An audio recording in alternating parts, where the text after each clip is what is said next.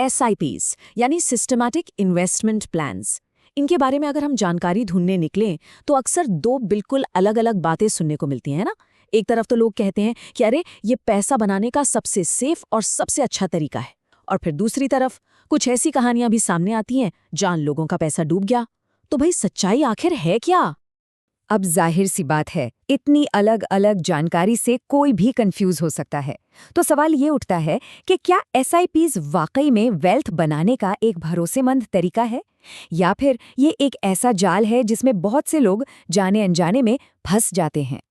चलिए आज इसी पहेली को सुलझाते हैं और देखते हैं कि फैक्ट्स क्या कहते हैं और कहानियां क्या। तो इस पूरी चीज को ठीक से समझने के लिए हम इन 5 पॉइंट्स पर बात करेंगे। सबसे पहले SIP का विवाद क्या है, फिर देखेंगे कि डेटा क्या कहता है, कितना इन्वेस्ट करना चाहिए, कब तक करना चाहिए और आखिर में कहाँ करना चाहिए। तो चलिए सबसे पहले इसी विवाद को समझते हैं। देखिए, जब कोई कहता है कि SIP में उसका पैसा डूब गया तो वो शायद गलत नहीं कह रहा, लेकिन अक्सर जो प्रॉब्लम है ना, वो SIP में नहीं बल्कि उसे इस्तेमाल करने के तरीके में होती है। सोचिए, ये एक बहुत पावरफुल टूल जैसा है। अगर सही तरीके से इस्तेमाल करना नहीं आता तो नुकसान तो हो ही सकता है। तो वो कौन सी आम गलतियां हैं? सबसे बड़ी गलती, जैसे ही मार्केट थोड़ा सा नीचे गया, घबराकर SIP रोक देना, या फिर बिना किसी प्लान के, बिना किसी लक्ष्य के बस पैसा डालते रहना। यही वो छोटी छोटी गलतियां हैं जो एक अच्छे खासे फायदे को नुकसान में बदल देती हैं। लेकिन मजे की बात यह है कि अगर इनसे बचकर निकला जाए तो नतीजा बिल्कुल अलग हो सकता है। तो चलिए अब बातों और राय को साइड में रखते हैं और सीधे सीधे डेटा पर आते हैं। देखते हैं कि पिछले 15 सालों के आंकड़े SIP के परफॉर्मेंस के बारे में असल में क्या कहानी बताते हैं। जरा इस नंबर पर गौर कीजिए, 13.82%। ये क्या है? ये है पिछले 15 सालों का नवंबर 2025 तक के आंकड़ों के हिसाब से निफ्टी 50 इंडेक्स में की गई SIPs का एवरेज सालाना रिटर्न। मतलब भारत की जो 50 सबसे बड़ी कंपनियां हैं, उनमें पैसा लगाने पर इतना रिटर्न मिला है। और कहानी यहीं खत्म नहीं होती, ये और भी बेहतर होती है। अगर हम निफ्टी 500 इंडेक्स को देखें, जिसमें सिर्फ 50 नहीं बल्कि भारत की 500 कंपनियां शामिल हैं, तो यहाँ 15 साल का एवरेज रिटर्न बढ़ के लगभग 14.89% हो जाता है। ये टेबल असल में पूरी कहानी साफ साफ बता रही है। आप देखिए, चाहे 1 साल का पीरियड हो, 5 साल का या फिर 15 साल का, डेटा लगातार एक ही चीज दिखा रहा है।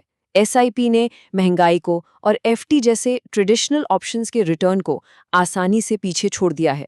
यही तो है लॉन्ग टर्म में लगातार बने रहने की ताकत। ठीक है, तो डेटा तो काफी अच्छा दिख रहा है, पर अब आता है असली सवाल, हर महीने कितना पैसा इन्वेस्ट करना चाहिए। देखिए, इसका जवाब ये बिल्कुल नहीं है कि जो बच जाए। नहीं, यहाँ एक बिल्कुल अलग नियम काम करता है। हाँ, ये मशहूर डायलॉग आपको थोड़ा फिल्मी लग सकता है, लेकिन सच कहूं तो इन्वेस्टिंग की दुनिया में ये एकदम फिट बैठता है। SIP की सही रकम वो नहीं जो आप बचा सकते हैं, बल्कि वो है जिसके लिए आप एक कमिटमेंट कर सकते हैं चाहे कुछ भी हो जाए। इसका मतलब क्या है? मतलब ये है कि एक ऐसी रकम चुनिए जिसे मार्केट के गिरने पर भी बंद करने की नौबत ना आए। डिसिप्लिन, अनुशासन ही यहाँ सफलता की चाबी है, क्योंकि असली फायदा तो तभी होता है जब मार्केट गिरा हुआ हो और हम SIP जारी रखते हैं, क्योंकि तब हमें कम कीमत पर ज्यादा यूनिट्स मिलती हैं। तो चलिए, रकम तो तय हो गई, पर अगला सवाल है कब तक? कब तक पैसे डालते रहने हैं? इसका जवाब हमेशा एक लक्ष्य से, एक गोल से जुड़ा होना चाहिए। सीधी सी बात है, बिना मंजिल के सफर का क्या मतलब? तो कोई भी SIP शुरू करने से पहले ये 4 स्टेप्स बहुत जरूरी हैं। सबसे पहले अपना गोल तय करें। मान लीजिए बच्चे की पढ़ाई।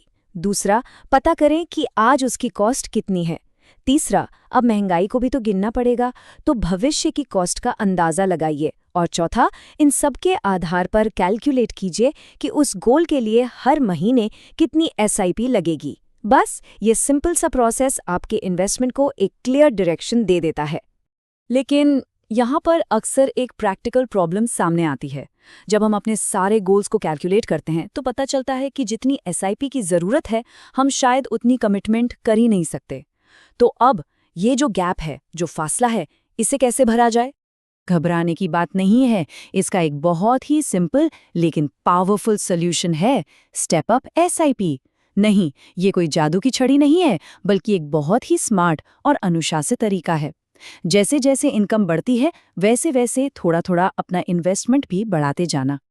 ये चार्ट इसकी ताकत को कितनी खूबसूरती से दिखाता है। देखिए, आप एक छोटी रकम से भी शुरू कर सकते हैं और हर साल अपनी एसआईपी को बस थोड़ा थोड़ा बढ़ाकर एक बहुत बड़ा लक्ष्य हासिल कर सकते हैं। ये तरीका इतना असरदार इसीलिए है क्योंकि ये प्रैक्टिकल है। आमतौर पर समय के साथ हमारी सैलरी या इनकम भी तो बढ़ती ही है। चलिए, हमने कितना और कब तक तो समझ लिया। अब आता है सबसे बड़ा सवाल, कहाँ? ये पैसा आखिर इन्वेस्ट करना कहाँ है? और सच कहूं तो सबसे ज्यादा कंफ्यूजन भी यही होता है। जब कोई अपनी इन्वेस्टिंग जर्नी शुरू कर रहा हो तो सबसे अच्छा नियम है चीज़ों को सिंपल रखना। जो बहुत कॉम्प्लेक्स फंड्स होते हैं ना, जैसे किसी एक खास सेक्टर या थीम पर आधारित, उनसे दूर रहना ही बेहतर है। एक मजबूत नींव बनाने के लिए basic large cap, mid cap और स्मॉल कैप फंड्स पर फोकस करना सबसे अच्छा रहता है। और हाँ, फंड चुनते वक्त एक बहुत कॉमन ट्रैप है सिर्फ पिछले 1-2 साल के जबरदस्त रिटर्न्स को देखना। लेकिन समझदारी इसमें है कि ऐसे फंड को चुना जाए जिसका एक लंबा, भरोसेमंद ट्रैक रिकॉर्ड हो। जैसे यहाँ फंड बी है, हो सकता है इसका 3 साल का रिटर्न थोड़ा कम हो, लेकिन इसने सालों तक मार्केट के उतार चढ़ाव देखे हैं। ये एक नए फंड के मुकाबले कहीं ज्यादा भरोसेमंद विकल्प है। तो इन सब बातों का निचोड़ क्या है? एसआईपी को सही तरीके से करने का राज क्या है? अनुशासन, क्लियर गोल्स, एक सिंपल इन्वेस्टिंग अप्रोच और समय के साथ धीरे धीरे अपना इन्वेस्टमेंट बढ़ाना। देखिए, ये कोई रॉकेट साइंस नहीं है, बस कुछ सिंपल सिद्धांतों पर टिके रहना है। तो आखिर में एक सवाल खुद से पूछने वाला है, क्या हमारी इन्वेस्टमेंट स्ट्रैटेजी अनुशासन और लंबे समय के लक्ष्यों पर टिकी है, या फिर वो सिर्फ शॉर्ट टर्म नंबरों के पीछे भाग रही है? क्योंकि असली वेल्थ बनाने का राज तेज दौड़ने में नहीं, बल्कि लगातार चलते रहने में है।